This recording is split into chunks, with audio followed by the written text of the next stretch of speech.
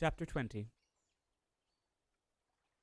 Mr. Collins was not left long to the silent contemplation of his successful love, for Mrs. Bennet, having dawdled about in the vestibule to watch for the end of the conference, no sooner saw Elizabeth open the door and with quick step pass her towards the staircase than she entered the breakfast-room, and congratulated both him and herself in warm terms on the happy prospect of their nearer connection. Mr. Collins received and returned these felicitations with equal pleasure, and then proceeded to relate the particulars of their interview, with the result of which he trusted he had every reason to be satisfied, since the refusal which his cousin had steadfastly given him would naturally flow from her bashful modesty and the genuine delicacy of her character. This information, however, startled Mrs. Bennet. She would have been glad to be equally satisfied that her daughter had meant to encourage him by protesting against his approvals, but she dared not believe it, and could not help saying so.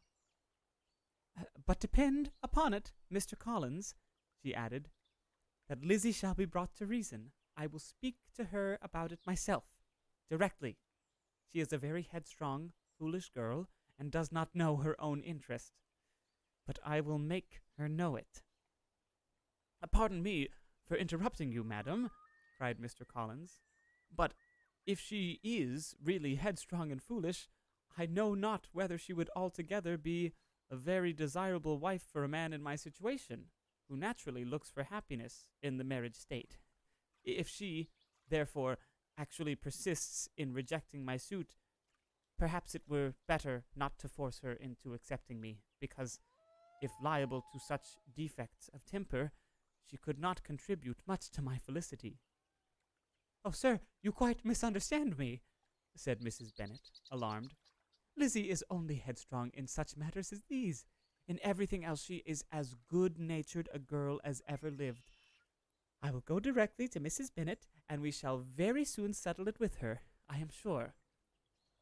She would not give him time to reply, but, hurrying instantly to her husband, called out, as she entered the library, "Oh, Mr. Bennet, you are wanted immediately. We are all in an uproar. You must come and make Lizzie marry Mr. Collins, for she vows she will not have him, and if you do not make haste he will change his mind and not have her." Mr. Bennet raised his eyes from his book as she entered, and fixed them on her face with a calm unconcern, which was not in the least altered by her communication. "I have not the pleasure of understanding you," said he, when she had finished her speech. "Of what are you talking?" "Of Mr. Collins and Lizzie. Lizzie declares she will not have Mr. Collins, and Mr. Collins begins to say that he will not have Lizzie." "And what am I to do on the occasion? Seems a hopeless business." "Speak to Lizzie about it yourself. Tell her that you insist upon her marrying him." "Let her be called down. She shall hear my opinion." Mrs. Bennet rang the bell, and Miss Elizabeth was summoned to the library. "Come here, child," cried her father as she appeared. "I have sent for you on an affair of importance. I understand that Mr. Collins has made you an offer of marriage. Is it true?" Elizabeth replied that it was. "Very well. And this offer of marriage you have refused?" "I have, sir." "Very well. We now come to the point. Your mother insists upon your accepting it. Is it not so, Mrs. Bennet?" "Yes, or I will never see her again." An unhappy alternative is before you, Elizabeth. From this day you must be a stranger to one of your parents.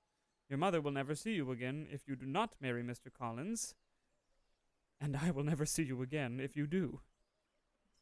Elizabeth could not but smile at such a conclusion of such a beginning, but Mrs. Bennet, who had persuaded herself that her husband regarded the affair as she wished, was excessively disappointed.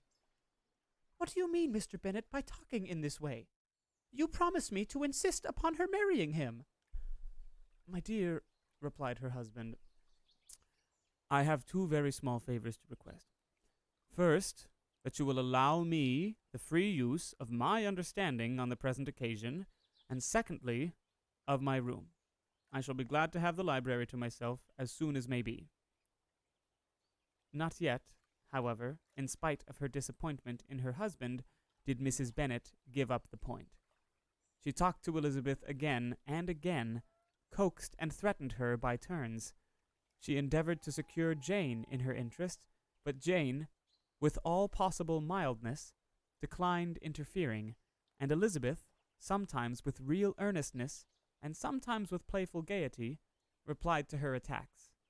Though her manner varied, however, her determination never did. Mr. Collins, meanwhile, was meditating in solitude on what had passed. He thought too well of himself to comprehend on what motive his cousin could refuse him, and though his pride was hurt, he suffered in no other way. His regard for her was quite imaginary, and the possibility of her deserving her mother's reproach prevented his feeling any regret. While the family were in this confusion, Charlotte Lucas came to spend the day with them.